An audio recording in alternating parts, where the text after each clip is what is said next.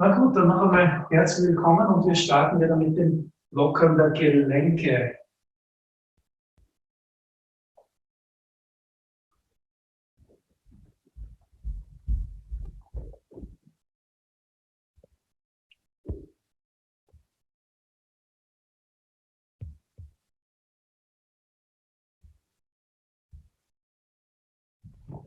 Gut, und dann auf der anderen Seite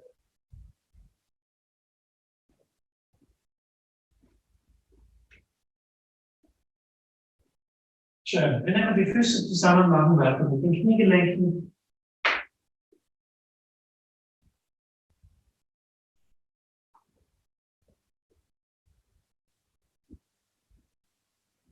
Gehen dann etwas breiter auseinander und kreisen nochmal. Abwechselnd von außen nach innen, von innen nach außen.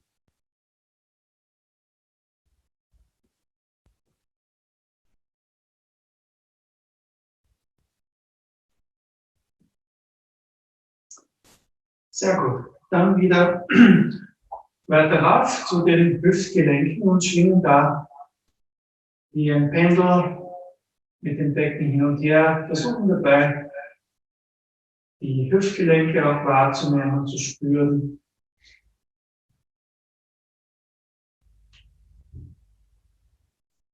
Gehen dann über zum Kreisen.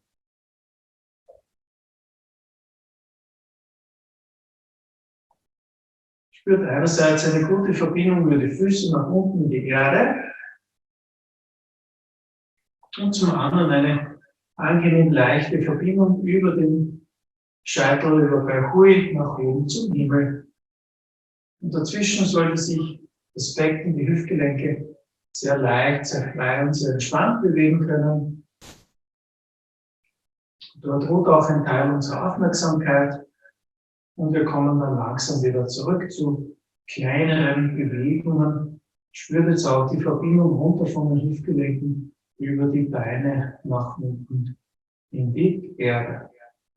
Dann die Hände etwas kleiden und dann einmal diesen ganzen Unterbauch, dann Kehlenbereich, sowohl vorne als auch seitlich, als auch hinten, massieren mit den Händen.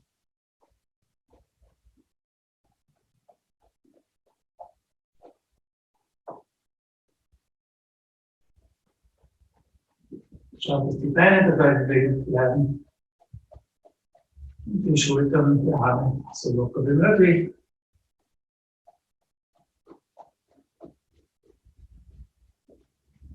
Wunderbar. Wir legen die Hände vorne und hinten auf, setzen fort mit dem Kippen des Beckens nach hinten und nach vorne abwechselnd.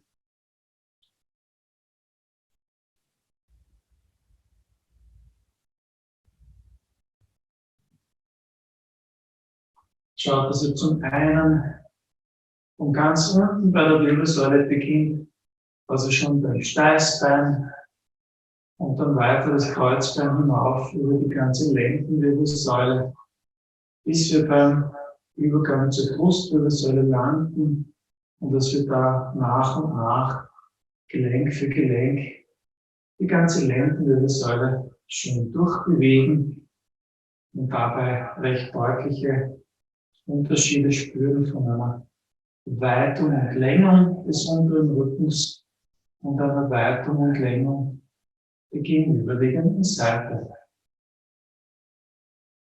Eure Beingelenke sollten sich dabei möglichst frei bewegen können und schaut, dass ihr da es schafft, eine angenehme Entspannung auch zu spüren entlang des unteren Rückens.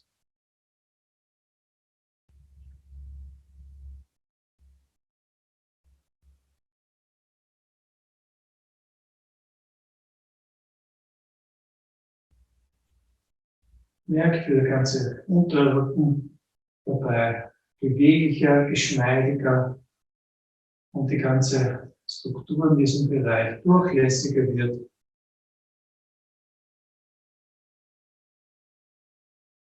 Auch hier sind die Übergänge von der Weitung der Vorder- und der Rückseite sanft fließend Und die Beweglichkeit sollte mit dieser Übung auch wieder zunehmen können. Dann die Hände an die Seite und mit dem Kippen des Beckens seitlich durch das abwechselnde Beugen und Strecken der Beine wollen wir uns nochmal ansehen, wie es uns gelingen kann, den unteren Rücken auch in der seitlichen Ebene besser und geschmeidiger und leichter zu bewegen. Auch dabei bewahren wir eine entspannte Verbindung über den Kopf nach oben, während wir hier in der Mitte sehr entspannt und sehr frei beweglich werden. Auch der Kontakt der Füße mit dem Boden ist gut wahrnehmbar.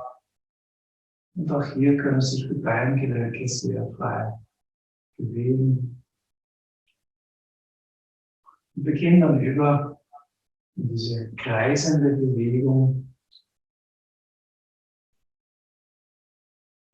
Ich mache das auf eine Art und Weise, sodass sich die Beweglichkeit erhöht, das Fließen und die Durchlässigkeit wieder geschehen kann, abwechselnd in die eine und in die andere Richtung.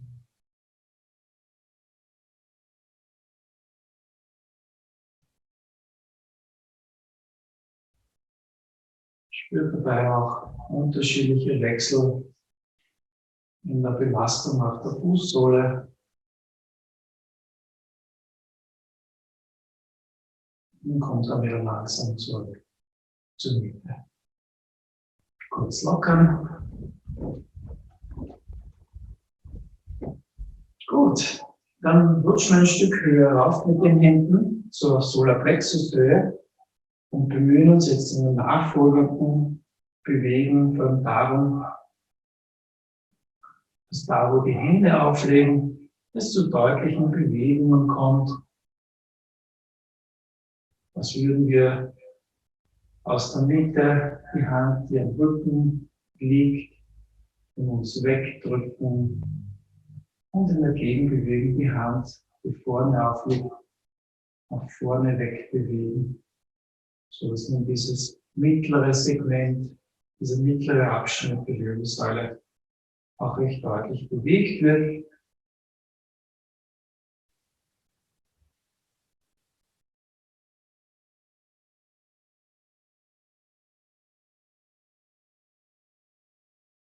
Lassen wir alles sinken und wenden uns noch den oberen Abschnitt der Brustwirbelsäule zu und machen wir recht deutliche Bewegungen und da auch möglichst alle Wirbel mit dieser Übung zu bewegen, die Hände einfach entspannt mitdrehen.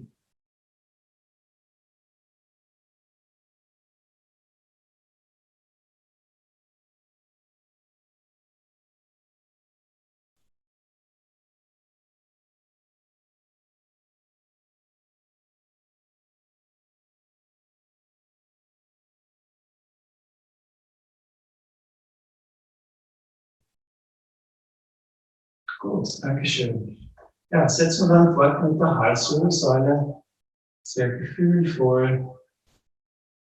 Macht euch Zeit dabei, um auch hier möglichst Wirbel für Wirbel aufzurollen, abzurollen, Nickbewegen nach hinten, nach vorne.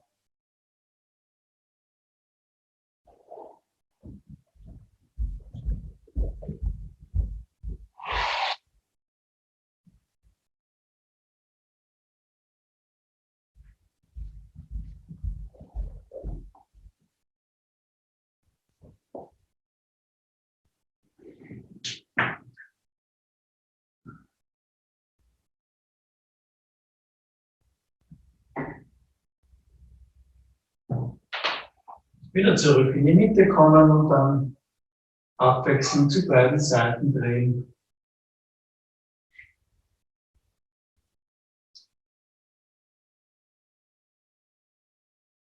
Die Die Füße sinken entspannt nach unten in die Erde, während der Kopf ganz leicht wird und beim Drehen zur Seite Raum entsteht für die Weitung jetzt der Gelenke der Halswirbelsäule. Die Arme und die Schultern können ganz entspannt sinken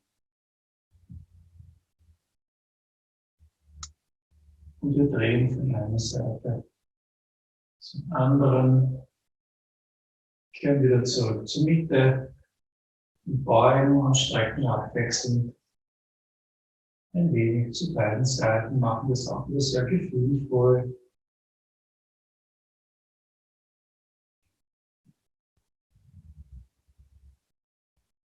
Spürt auch da eine Verbindung von den Schläfen runter, über die ganze Seite zum Bein, mit dem Fuß in die Erde, sodass das Ganze angenehm lang und weit wird und kehrt dann wieder zurück zur Mitte. Weiter geht's mit der ersten aus dem Ballon. Wir verschränken die Hände, kommen über Kopf nach oben und tun angenehmen Längen und dann wieder ganz entspannt Richtung Fersen, die Schultern in links sinken und drehen.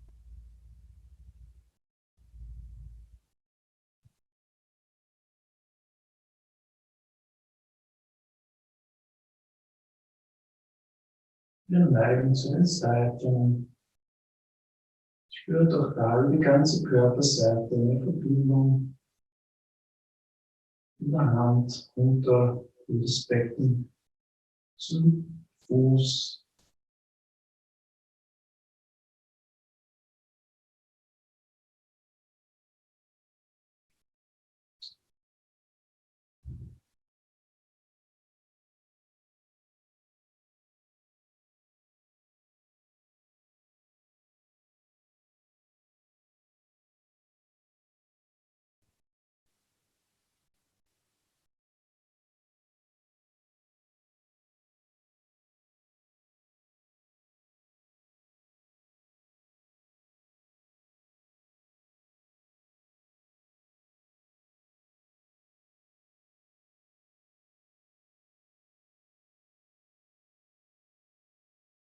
Und dann noch einmal.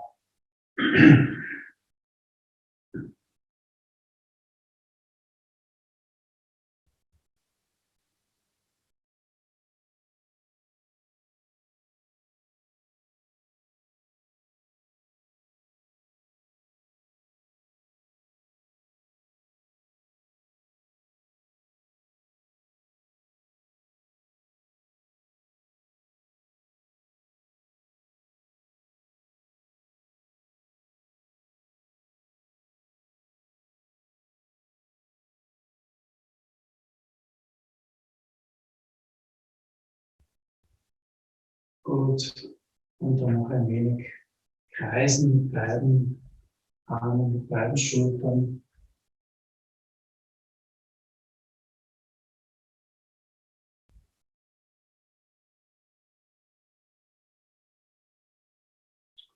Und nochmal lockern.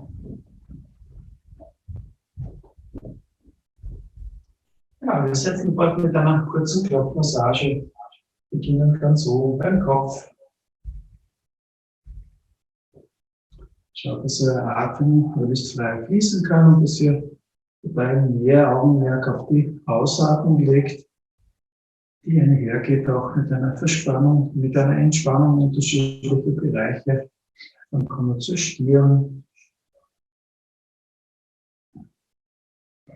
zu den Augenbrauen, den Schläfen.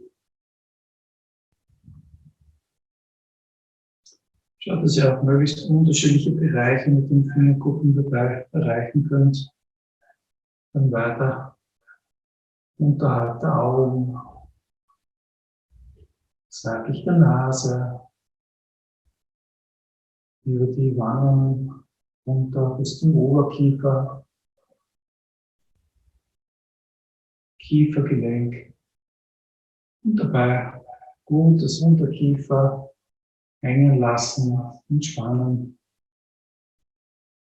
Weiter zum Unterkiefer. Übergang, Hals, runter.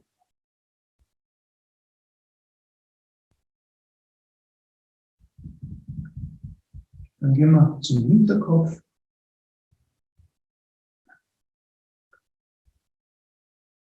Also nach unten zur kurzen Nackenmuskulatur. Den Übergang zu den Schultern.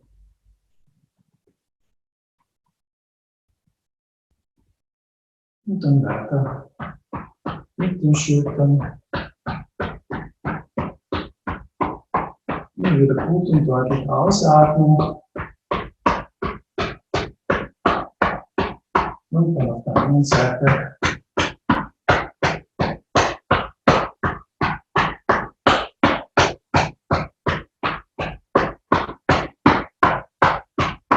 weiter mit den Armen. Dabei das unterschiedliche Bereiche der Arme.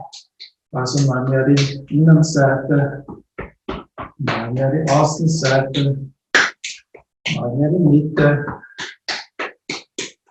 sodass insgesamt der Arm schön durchgeklopft wird, möglichst verschiedenen Bereichen. Wechseln dann auf die andere Seite.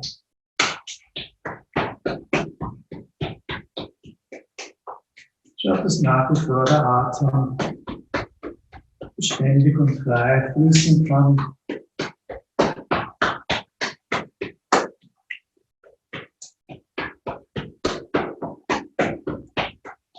Gut, und dann weiter zur Vorderseite.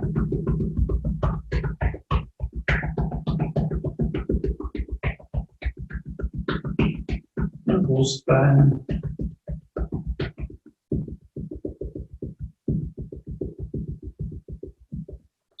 Und den Brustkorb auch seitlich.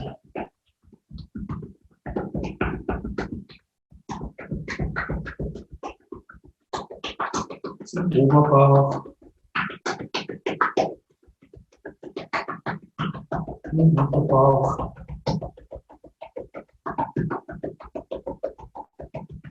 Und an die Seite.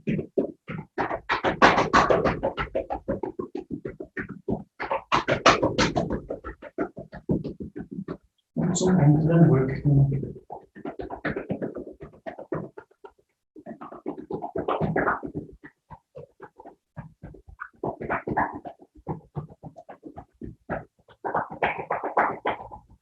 Gut, in der Mangelung von Partnern, das wir den Rücken mal auslassen, jetzt den oberen Rücken, aber wir kommen nun zu den Beinen.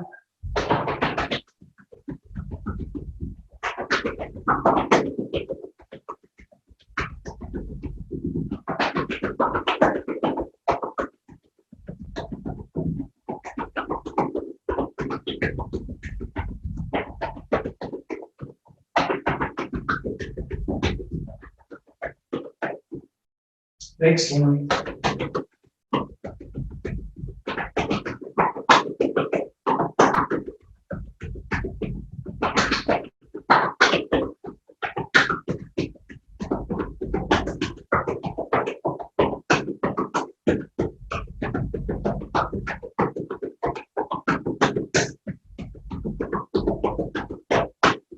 Gut, ja.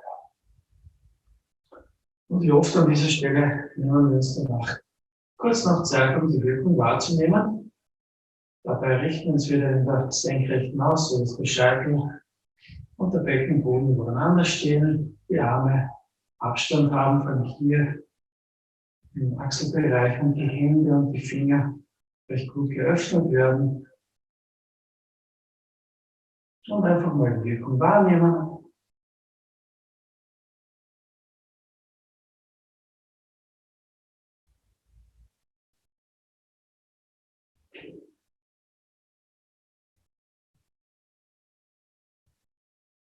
Spüren mal rein, wie sich der Atem nun anfühlt. auch wo wir gerade den Atem spüren im Körper. Noch ein bewusstes Sinken lassen der Arme, der Schultern zu Seiten nach außen. Eine Entspannung des unteren Rückens und der Beine. Ein angenehmes Gefühl, Durchlässigkeit von ganz oben vom Scheitel, durch den ganzen Körper hindurch, bis über die Beine nach unten, über die Füße in die Erde. Und auch ein Gefühl, dass von unten etwas aufsteigen kann, über die Füße, Beine, den ganzen Rumpf und sich über den Kopf und den höchsten Punkt bei Hui wieder mit oben verbindet, sodass diese Durchlässigkeit von ganz oben nach ganz unten und von ganz unten nach ganz oben ohne Blockaden leicht und frei möglich ist. Lenken wir noch die Aufmerksamkeit zum Unterbauch, zum unteren Tantien und wollen auch dort den Atem ganz bewusst wahrnehmen, zulassen, dass es zu kleinen Bewegungen bei der Atmung kommen kann. Und so wieder ganz im Hier und Jetzt, in der Mitte, im Zentrum verweilen.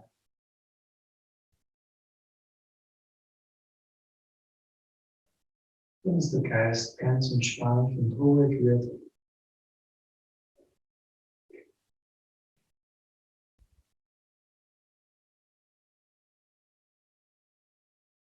Und dann langsam wieder die Augen öffnen. Gut, wir bleiben noch kurz bei der Wirbelsäule und rollen als nächstes von ganz oben vom obersten Kopfgelenk ab, bis wir unten sind. Unten können wir so ein bisschen hin und her wählen mit dem Steißbein und dann richten wir uns wieder auf. Also von ganz oben beginnend und dabei einfach den Atem kommen und gehen lassen.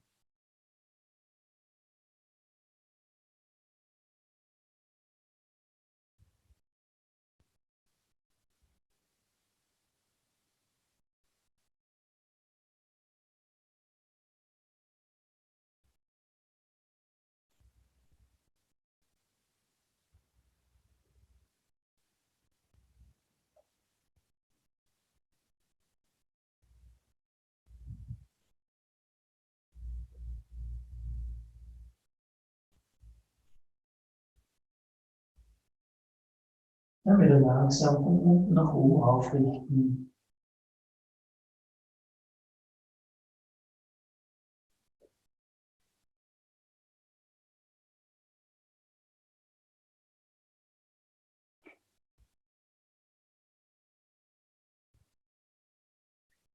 Gut, dann kommen wir zur Rückbeuge. Dazu gehen wir wieder in eine etwas breitere Schrittstellung, nehmen die Arme seitlich des Körpers, beugen die Beine, der untere Rücken bleibt gerade.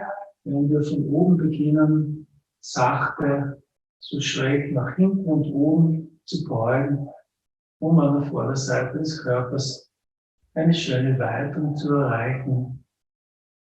Wir verbleiben noch für einige Atemzüge in dieser Position und lasst zu, dass auch hier die Arme und die Schultern sich möglichst entspannt anfühlen.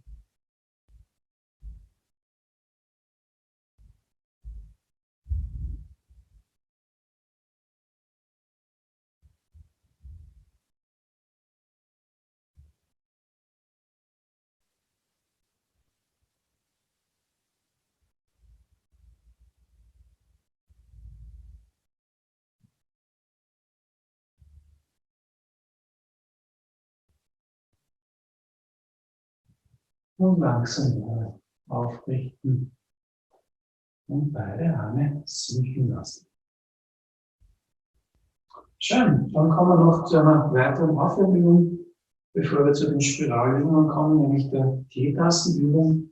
Und wir stimmen uns mal ein und schauen, dass wir hier durch diese Rumpfbewegung den Arm sehr frei und leicht nach vorne, nach hinten, über den Kopf kreisen lassen. Spürt auch, dass sich die Beine dabei bewegen und dass vor allem der Rumpf, die ganze Wirbelsäule, die Bewegung lenkt und sehr aktiv ist, während sich der Arm recht entspannt anfühlt dabei.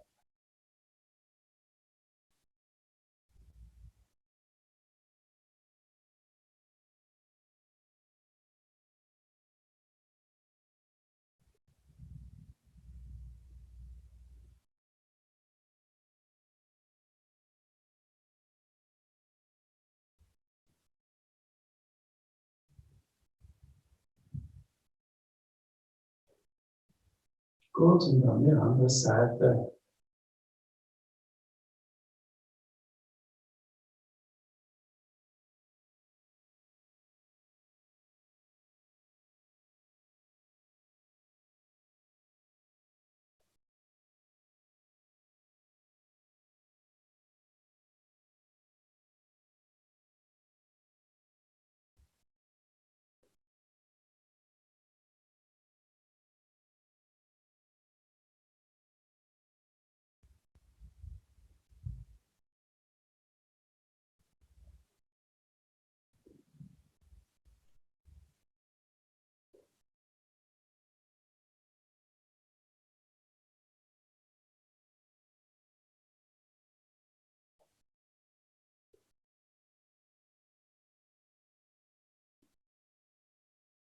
Und noch ein paar kleinere Bewegungen.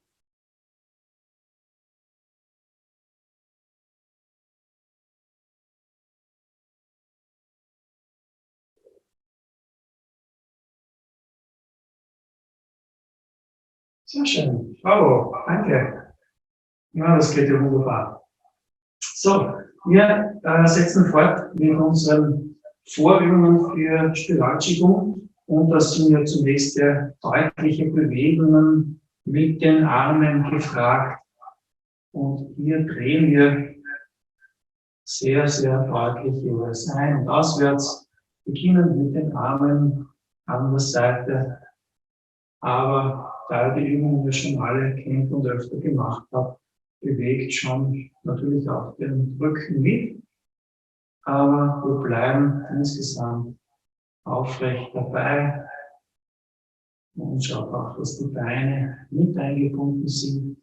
Auch da gibt es eine Streckung, eine Beugung, Abwechslung. Die Atmung ist jetzt noch nicht so wichtig. Hier geht es einfach nur darum, diese Drehbewegungen recht deutlich zu machen. Das hat einfach auch eine schöne gesundheitliche Wirkung, weil wir damit auch so leichte Verklebungen, Spannungen, Blockaden schon mal lösen können und daher natürlich viel mehr Durchfluss im Qi-System oder auch insgesamt für die Durchblutung etwas Gutes tun können. Gut, dann nehmen wir die Arme ungefähr auf Schulterhöhe und wiederholen abermals dieses recht deutliche Ein- und Auswärtsdrehen.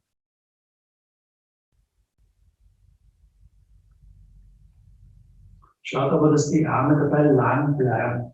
Also richtet die Finger oder die Fingerkuppen dabei möglichst nach vorne aus.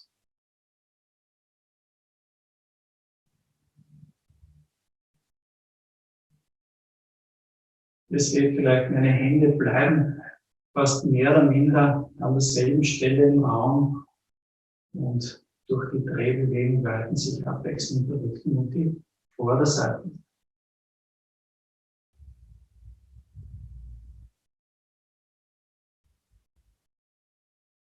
Gut, dann lassen wir die Arme wieder langsam sinken, kommen ein wenig nach hinten und drehen dann auch abwechselnd einwärts und auswärts.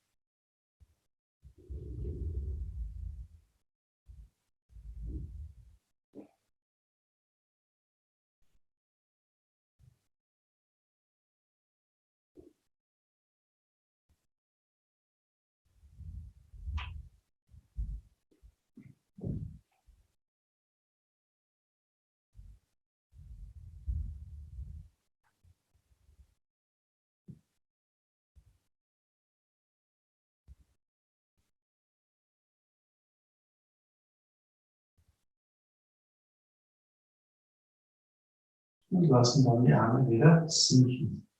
Wir gehen jetzt senkrecht nach oben und auch hier wiederum bei relativ gestreckten Armen einwärts und auswärts drehen.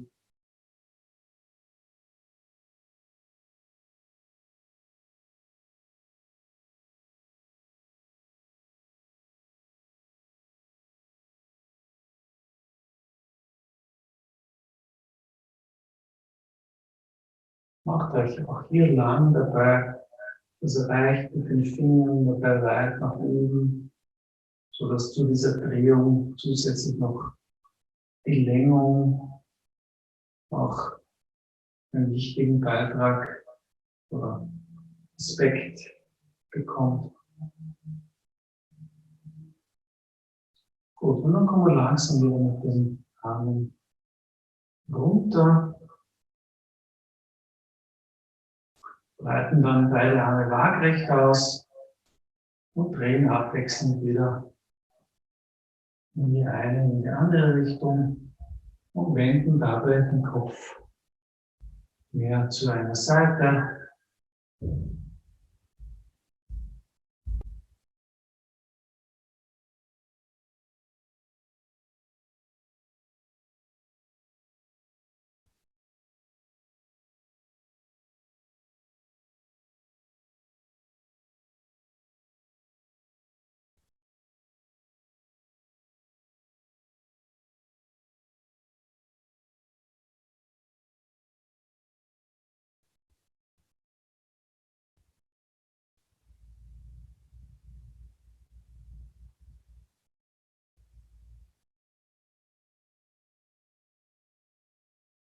Und lassen dann wieder langsam die Arme sinken. Auch hier lassen wir uns noch einen kurzen Moment Zeit, um die Wirkung wahrzunehmen.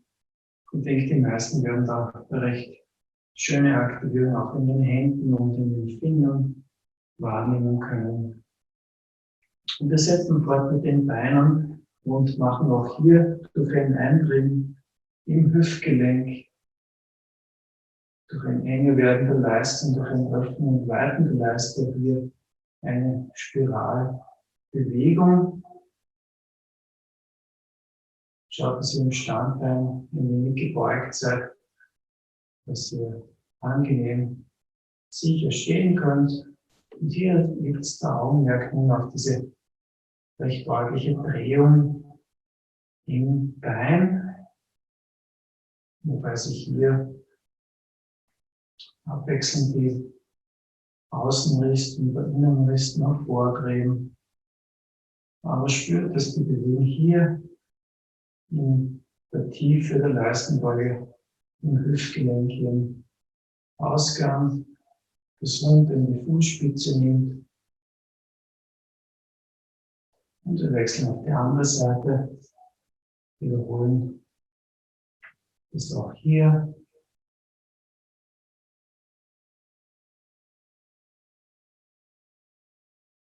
Arme, Schultern möglichst locker und spürt diese deutliche Verdrehung im Bein bis runter zum Fuß.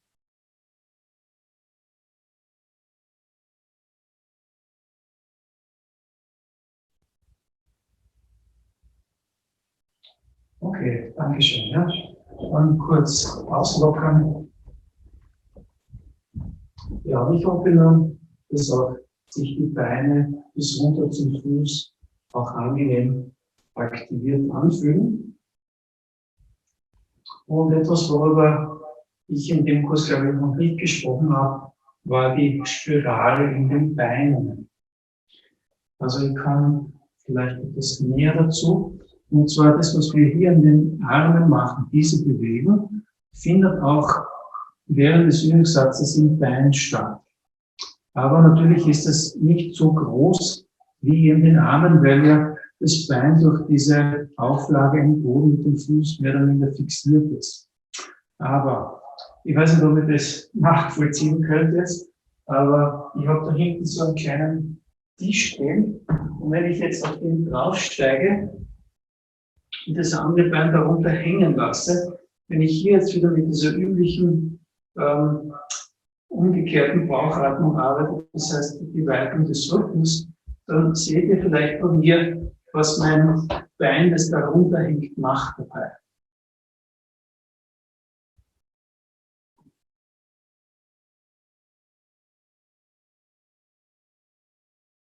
Also ich weiß, dadurch, dass die Kamera dann schon relativ weit weg ist, hat man es vielleicht nicht so klar gesehen, aber war eine Bewegung sichtbar von meinem Bein.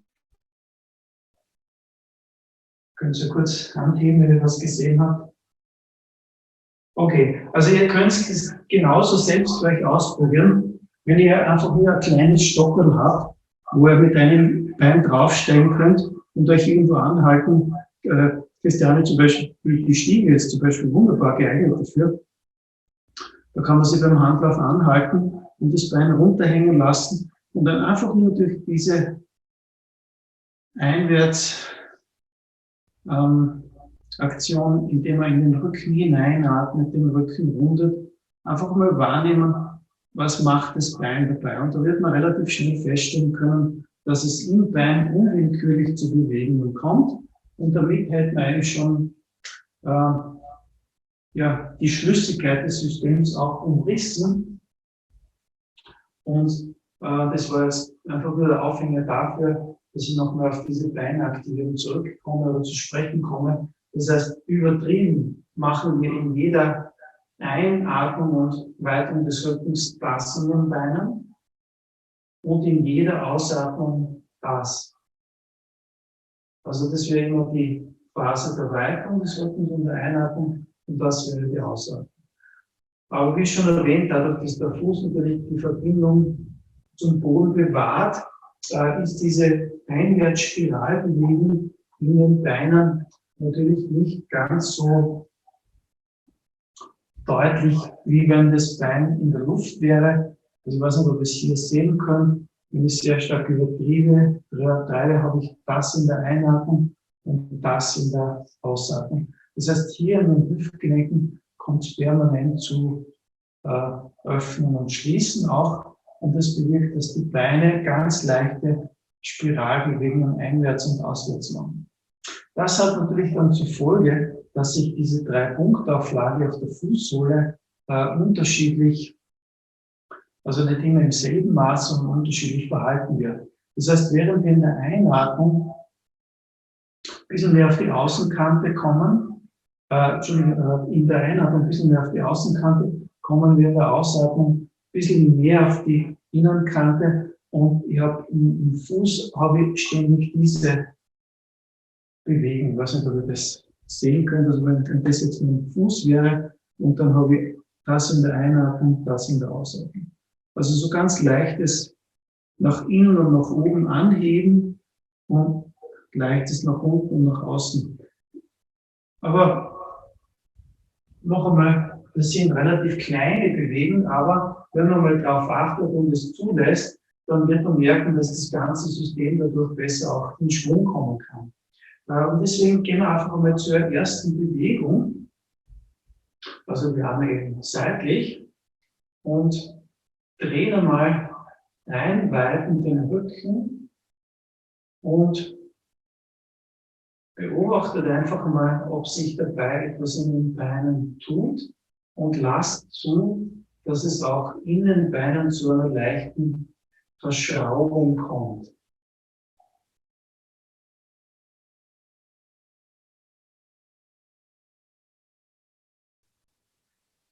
Und ich glaube, an die Arme müssen wir jetzt nicht extra denken, das ist eher so eine ganz simple Bewegung, das geschieht mehr oder minder von selbst, aber dass wir einfach mal das Augenmerk auf die Beine richten, so dass wir auch hier ganz leichte Spiralbewegungen während dieser ganzen Bewegung zulassen. Und vielleicht macht man es am Anfang auch ein bisschen bewusst oder fördert das zumindest.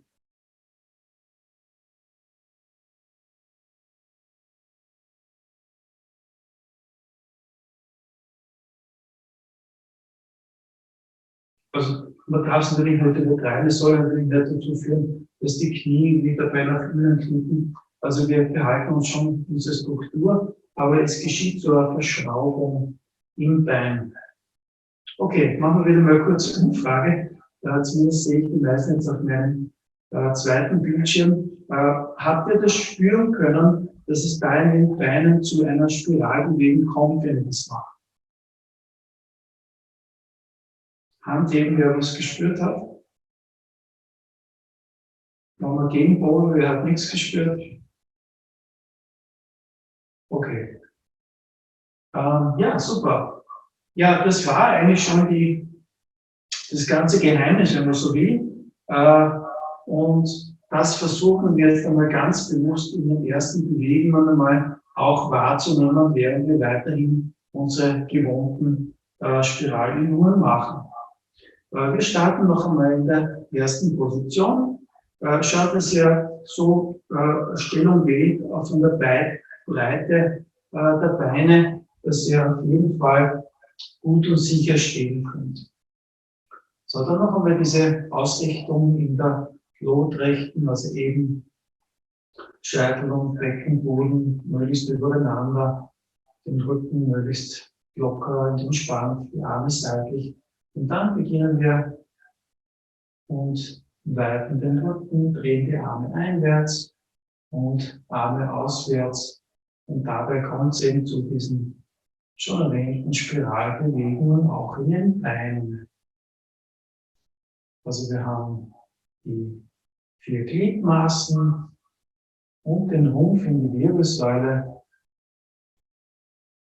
so miteinander verbunden, dass wir in der Einwärtsdrehung, in der Phase der Einatmung mit der umgekehrten Bauchatmung den Rücken weiten und die Vorderseite etwas zusammenziehen und in der Phase der Ausatmung mit dem Weiten der Vorderseite des Rumpfes so ein leichtes Gefühl von größer werden. In alle Richtungen in dem Fall, also nicht nur nach vorne oder nach oben, auch nach unten.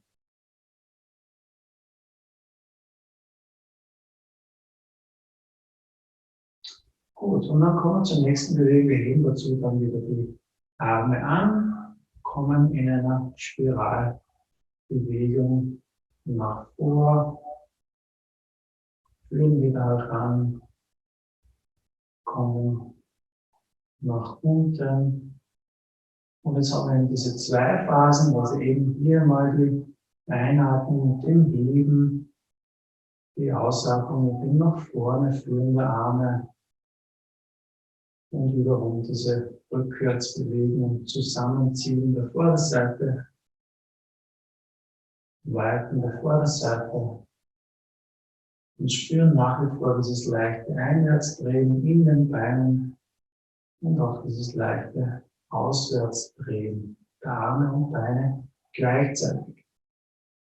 Impulsgeber wie immer die Mitte und da in besonderem Maße natürlich der ganze untere Rücken, der sich zunächst weitet, auch der obere Rücken und dann die ganze Vorderseite.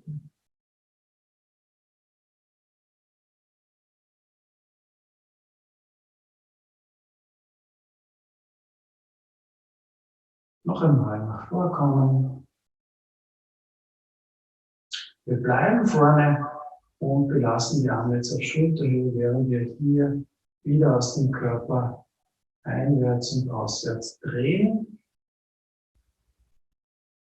Dann noch einmal der Hinweis, dass wir hier ebenfalls eine leichte Ausdehnung haben, sodass die Finger vom Gefühl her gut nach vorkommen. Also es geht nicht nur um die Drehung, sondern es geht auch um diese Längung. Und hier wird auch wieder lang und hier spüre ich die Verbindung über den Rücken runter, über die Beine, nach unten in die Erde.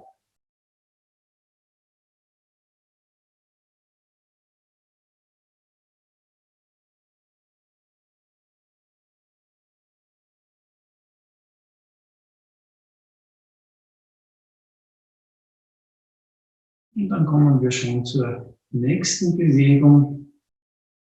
Wir schrauben zurück.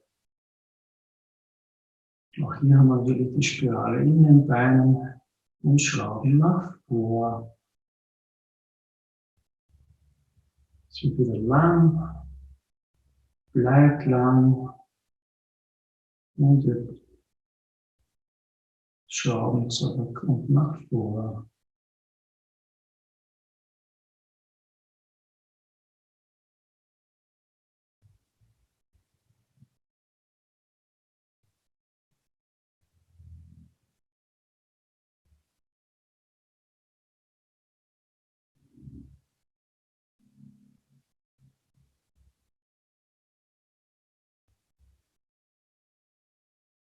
Und wir kommen dann zur nächsten Bewegung. Jetzt kommen wir zu asymmetrischen Bewegungen. Zunächst kommt die linke nach vorn, die rechte sinkt nach unten. Und auch hier geht über die Finger in die Weite, möglichst vor euch. Wenn ich jetzt ganz zur Kamera ausrichte, seht ihr, dass mein Arm ungefähr vor der rechten Schulter sich befindet. Also nicht weiter draußen, sondern es geht relativ gerade nach vor. Und dann schrauben wir zurück und mit einer leichten Drehung schrauben wir auf der anderen Seite nach vor. Auch hier spürt es das lang wird. Geht da in die Weite ein, dann wieder zurück und wieder vor.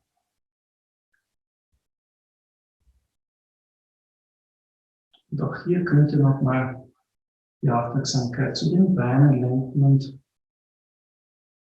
spüren, dass es nach wie vor zu leichten Schraubbewegungen in den Beinen kommt, die bis runter in die Fußsohle spürbar sind.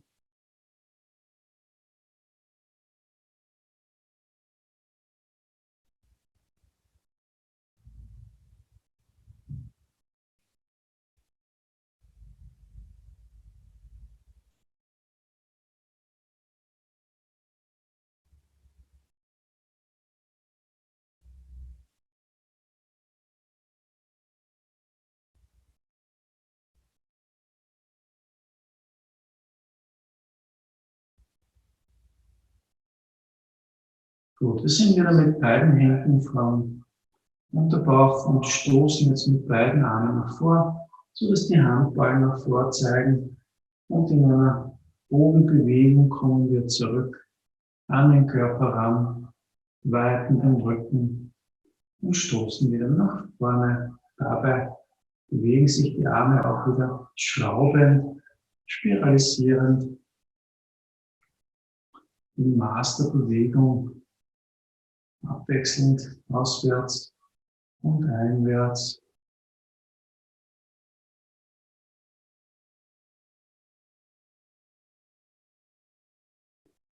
Auch da könnt ihr immer wieder mal zwischendurch auch die Aufmerksamkeit auf die Beine lenken und spüren, dass es auch dazu leichten Dreh- und Spiralbewegungen in den Beinen kommen kann.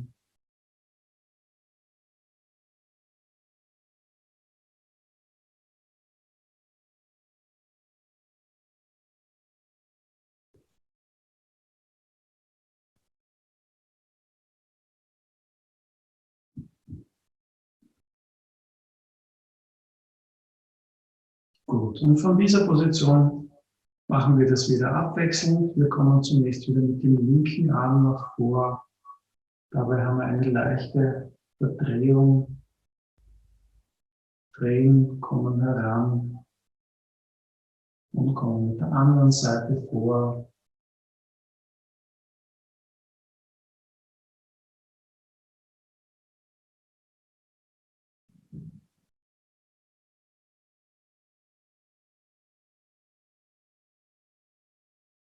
Und auch hier könnt ihr vielleicht wahrnehmen, dass es in den Beinen zu ganz leichten Schraubbewegungen kommt. Dadurch, dass diese Übung nicht gleichseitig ist, sondern asymmetrisch, werden sich die Verschraubungen im linken und im rechten Bein nicht gleichzeitig ergeben und auch unterschiedlich sich anfühlen.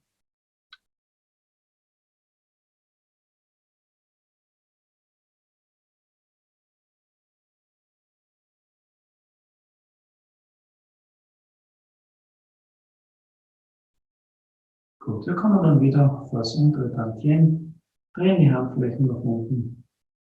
Das wäre wieder eine Ausatmung mit der umgekehrten Bauchatmung. Den Rücken weiten, die Arme anheben bis auf Brusthöhe und dann wieder nach unten sinken lassen. Wir vermischen Wasser und Feuer.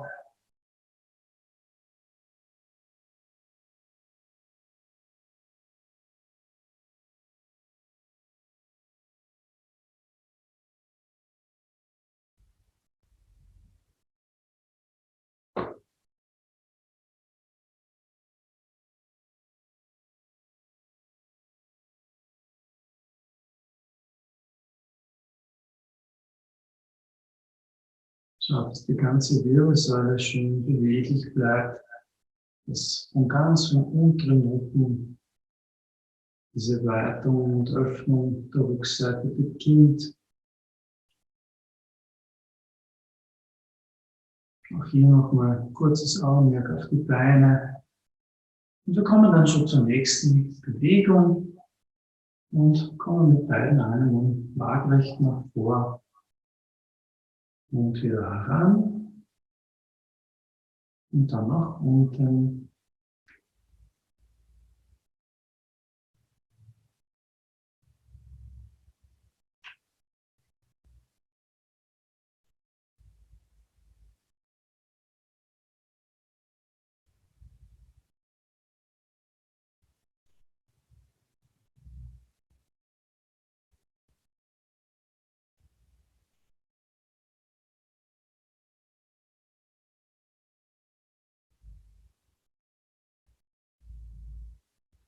Gut, und dann geht es weiter mit der nächsten Bewegung nach oben, über Kopf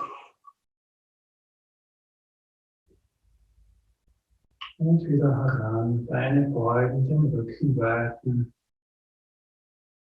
strecken die Beine nach unten sinken, Vorderseite weiten und wieder Beine beugen, ein und aus.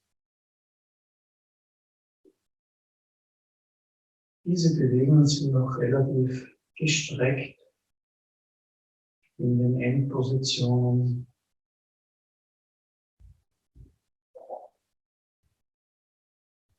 Und auch hier legen wir nochmal die Aufmerksamkeit auf dieses leichte Einwärtsdrehen in den Beinen, Auswärtsdrehen und wieder einwärts und auswärts.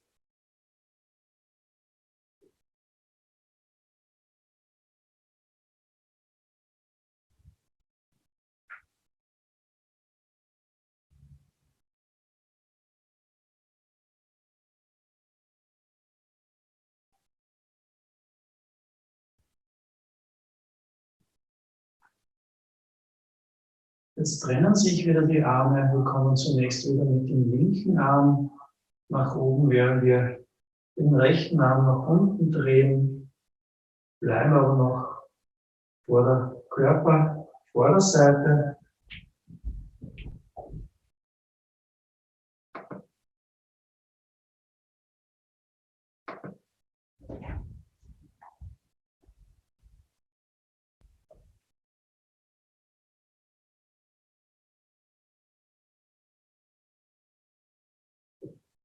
Und hier kommt es wieder auch zu spiralen Bewegungen. Also die Finger nähern sich aneinander, wir kommen über Kreuz und dann trennen sich die Arme wieder, sodass es dabei zu ganz kleinen Drehungen auch der zentralen Achse kommt. Schaut, dass ihr eure Ausrichtung der Finger zur Mitte in den Endpositionen bewahrt. Auch diese Ausrichtung der Handballen jeweils zu Himmel und Erde.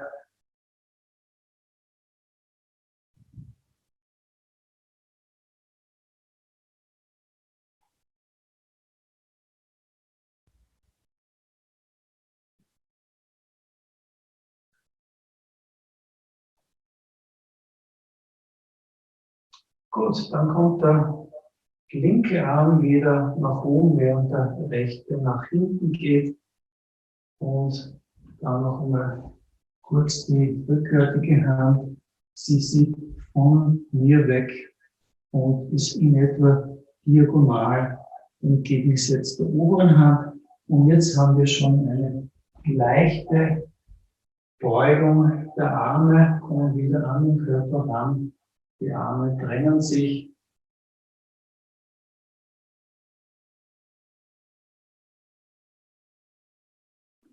Und hier drehen wir nun erstmals schon deutlich spürbar die Taille, die Brustwirbelsäule ein wenig.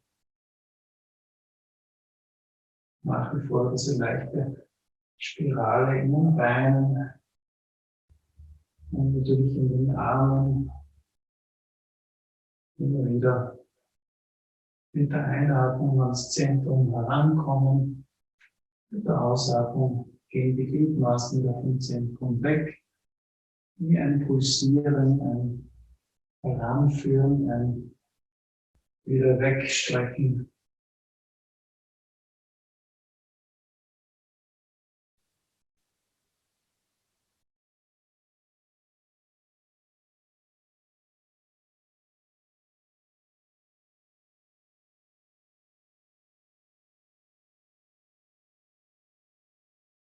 Ja, und dann wieder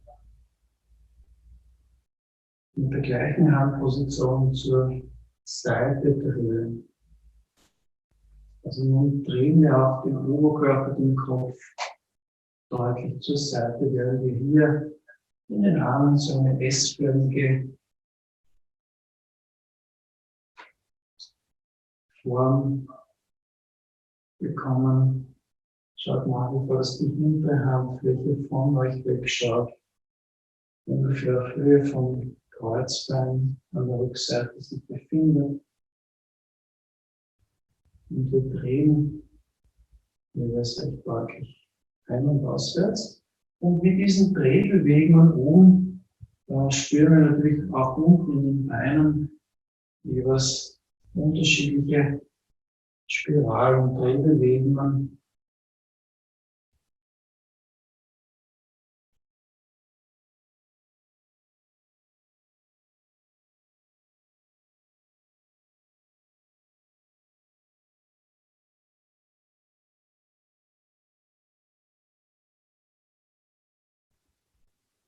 Gut. Ich drehe mich wieder mit dem Rücken zu euch und wir gehen zur nächsten linken Großstange, dreht ihr den Körper. Wir beginnen so, dass der rechte Arm oben ist und der linke Arm hinten und machen zunächst einen Schritt mit dem rechten Fuß zur Seite, während die Arme herankommen, drehen den Fuß auswärts und wenn wir auf das rechte Bein verlagern, drehen wir links auf der Ferse ein. Dann wieder beide Arme heranführen, rechts eindrehen, links ausdrehen und nach links verlagern. Die Armbewegung bleibt nach wie vor dieselbe. Und hier könnt ihr auch das Augenmerk darauf lenken, dass wir eine durchgehende Diagonale verbinden, nun vom hinteren Bein bis in die Hand gekommen, die vorne und oben ist. So dass diese spiralige Bewegung nun wirklich recht gut spürbar durch den ganzen Körper geht, vom Fuß bis über den Rumpf in die Hand und Finger. In der mittleren Position schaut, dass sie dabei aufrecht bleibt. Also hier beim Heranführen nicht den Hintern ausstrecken, sondern aufrecht bleiben und wieder zur Seite drehen.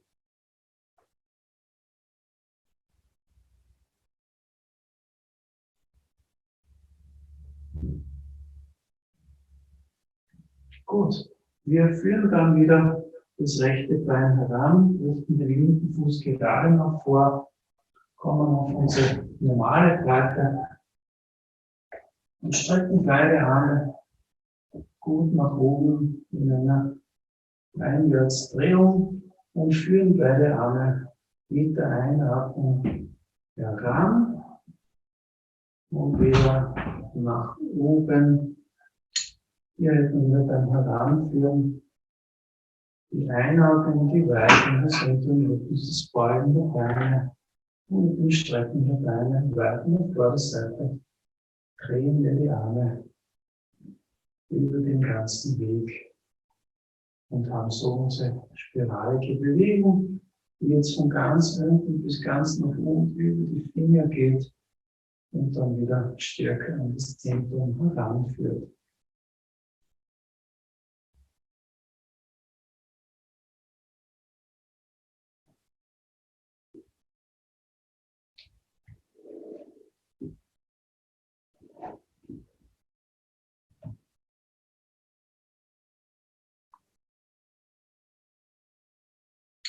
Gut. Und mit der nächsten Einatmung bringen wir die Arme heran und lassen dann beide Arme sinken. Da lasst euch jetzt wieder ein paar Atemzüge Zeit und einfach ohne irgendwas aktiv zu tun, einfach spüren, wahrnehmen, welche Bewegungen der Körper noch machen mag, wie das Gefühl jetzt in den Armen, in den Händen, in den Beinen, in den Füßen entlang des Rückens ist.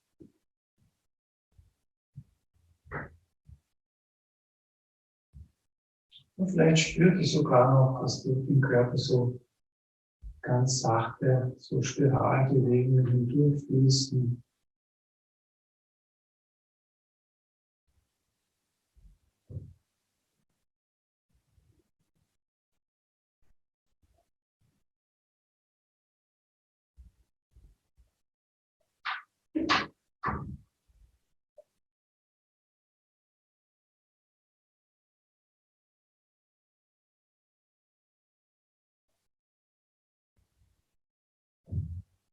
Und dann langsam die Augen wieder öffnen. Gut, vielleicht kurz Theorie noch. Ich habe gerade am Nachmittag eine Privatstunde gehabt, jetzt zwar nicht zu den Spiralübungen, aber zu den Seilbahnübungen. Und das Wesen einer Spiralbewegung ist das, dass wir zusätzlich zu einer Drehbewegung noch eine Längsbewegung hinzunehmen. Das heißt, es ist die Drehbewegung ja das, und damit es eine Spiralbewegung ist, brauche ich das. Deswegen habe ich vorher auch von der Längung gesprochen. Das heißt, wenn ich es jetzt nochmal vielleicht von der Seite zeige, das wäre jetzt eine reine Drehbewegung. Ihr seht, meine Finger bleiben mehr oder minder immer auf derselben Stelle. Und damit ich zur Spiralbewegung kommen kann, brauche ich noch diese Ausdehnung in die Länge, beziehungsweise es hast du das Gefühl, als würde jetzt der ziehen und ich ziehe aktiv das Ganze an mich ein wenig heran, so dass es immer wieder zu einer gleichen Ausdehnung und Weitung kommt, beziehungsweise und in dieser ausgedehnten, geweiterten Form kommt es ebenfalls zu einer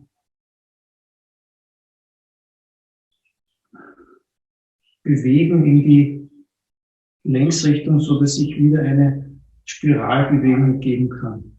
Natürlich sind diese Längsausdehnungen nicht besonders groß, aber ihr wisst ja, wir arbeiten im Qigong sehr, sehr erfolgreich und sehr, sehr gut mit dem Konzept, dass wir in unserer Aufmerksamkeit, in unserer Intention eine bestimmte Vorstellung haben, um unterschiedliche Effekte zu erreichen.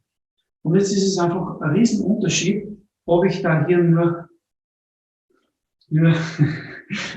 drehe oder auch, ob ich in meiner Vorstellung auch gleichzeitig eine Längung zulasse. Also es wäre diese Längsausdehnung, die mir dann diese Spiralbewegungen ergibt, wie in weiterer Folge, die nicht einfach nur zurückdrehe, sondern auch wieder mit dem Gefühl, als würde ich den Rücken von den Fingern wegbewegen. Ich mache es bewusst übertrieben, damit ihr das einfach seht. Okay, das wäre einfach noch zur Theorie. Und jetzt haben wir mal den ganzen Übungssatz so durchgemacht, dass ich euch immer wieder darauf hingewiesen habe, schaut sogar auf die Beine. Und allein nur die Ausrichtung, den Fokus mal dorthin zu lenken, wird bewirken, dass ihr einfach das auch bewusster wahrgenommen habt. Also man kann abschließend sagen, wir sind wie so ein pulsierender Organismus dabei. Ihr kennt es da gibt es so wunderbare Mikroskopaufnahmen, wo man so Einzeller oder Mehrzähler sieht, wie sich die ständig so pulsierend ausdehnen, zusammenziehen. Und das passiert in gewisser Weise während des ganzen Übungssatzes.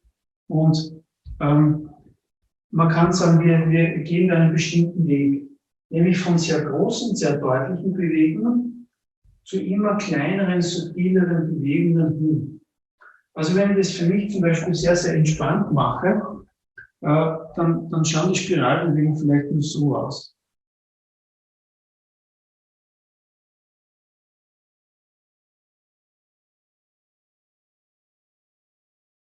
Also dann mache ich die äußere Bewegung kleiner, aber im Inneren spielt sich genau dasselbe ab, als würde ich sehr große Bewegungen machen. Das hat einfach den Vorteil, dass ich insgesamt den Spannungslevel reduziere und dadurch einfach dass es noch besser fließen kann. Aber am Anfang sind wir mal froh, wenn wir das koordinativ so hinbekommen, auch mit Atmung, dass das Ganze eine Einheit wird. Gut, dann möchte ich Sie mal mit den Spiralübungen dabei für heute bewenden lassen. Und nächste Woche beschäftigen wir uns wieder ein bisschen intensiver mit der umgekehrten Bauchatmung und dann schauen wir uns noch die letzte Position auch einmal an, dass wir hier die letzte Bewegung noch fertig machen. Wir sind jetzt wieder kurz nur ein paar Minuten noch beim Qigong gehen und da nehmen wir uns wieder diese einfache Vorübung her. Ein Bein ist vorne und auf derselben Seite die Arme anheben und zur Seite drehen. Die Arme sinken nach unten, wir kommen auf das vordere Bein, dabei löst sich die hintere Ferse und wir sind genau in die andere Richtung gedreht. Beide Arme wieder sinken lassen, auf der anderen Seite aufsteigen lassen. Zwei Möglichkeiten der Atmung. Zum einen jedes Mal beim Anheben der Arme einatmen und sinken, ausatmen oder auf einer Seite oder in einer Bewegung durchgehend ein oder durchgehend ausatmen. Das überlasse ich gerne euch, wie ihr das lieber habt vom Rhythmus. Man kann diese Bewegungen langsam oder auch schnell machen. Es gibt kein so gehört oder so muss man es machen. Aber einfach jetzt zum Abschluss der Stunde mit Gefühl auch hier noch ein paar dieser Drehbewegungen von einer Seite auf die andere. Schaut auf alle Fälle, dass die Standbein gebeugt bleibt. Also wenn ich nach vorkomme, sollte ich hier nicht durchstrecken und raufkommen, sondern wenn ich nach vorkomme, bleibt mein Standbein gebeugt. Und genauso, wenn ich nach hinten komme, auch da beuge ich das Standbein, so dass ich zwischen den Beinen auch zwischen Beugung und Streckung wechsle und dann immer noch das andere Bein vor und machen es auch so noch ein paar Mal.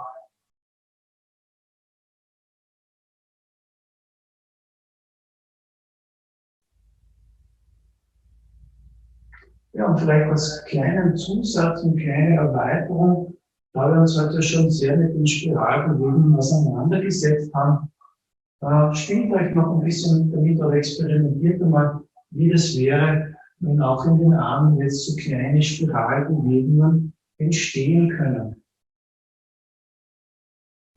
Also auch hier ist es nicht so sehr ein bewusstes Machen, sondern mehr ein Zulassen, dass nun in den Armen auch so ganz leichte Spiralbewegungen entstehen. Wir drehen recht deutlich immer Brustwirbelsäule von einer Seite zur anderen. Auch der Kopf dreht mit, die Augen bleiben auf gleicher Höhe. Es gibt einen ständigen Wechsel in den Handgelenken. Die untere Position, Handballen nach unten, obere Position, Finger nach unten.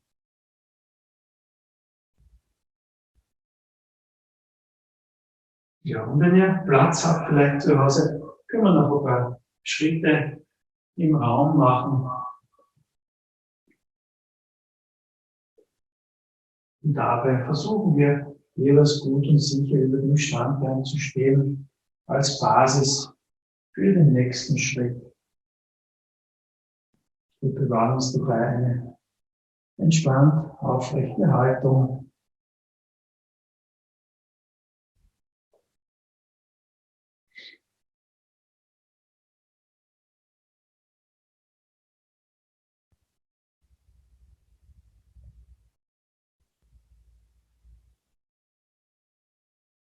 Und können weiterhin so ganz kleine Spiralbewegungen in den Armen zulassen. Schaut, dass der Abstand der Füße zueinander in eurer Beckenbreite bestehen bleibt, dass die Schrittbreite bestehen bleibt und nicht verengt wird. Einfach noch ein paar entspannte, lockere Bewegungen zum Ausklang der heutigen Stunde. Immer wieder dieses gute Verwurzeln über dem Standbein.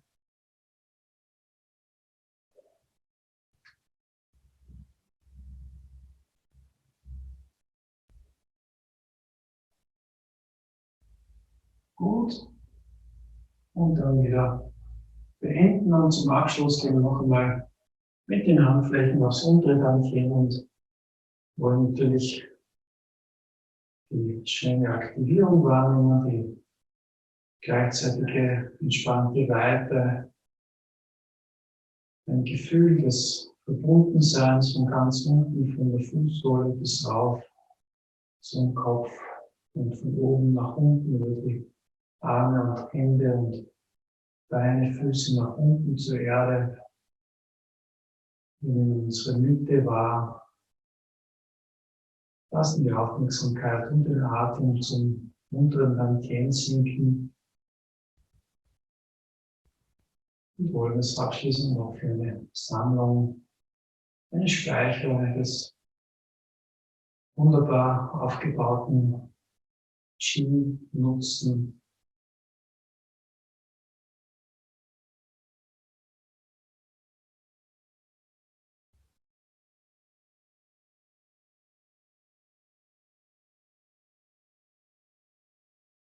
Und abschließend noch einmal ein bewusster Moment der Sammlung, nehmen wir das Bein heran und lassen dann beide Hände nach unten sinken. Ja, vielen Dank fürs Mitmachen und dabei sein. Ich hoffe, es hat euch Spaß gemacht. Das war mal der offizielle Teil der Stunde. Ich werde jetzt die Aufnahme beenden. Bleibt noch kurz da.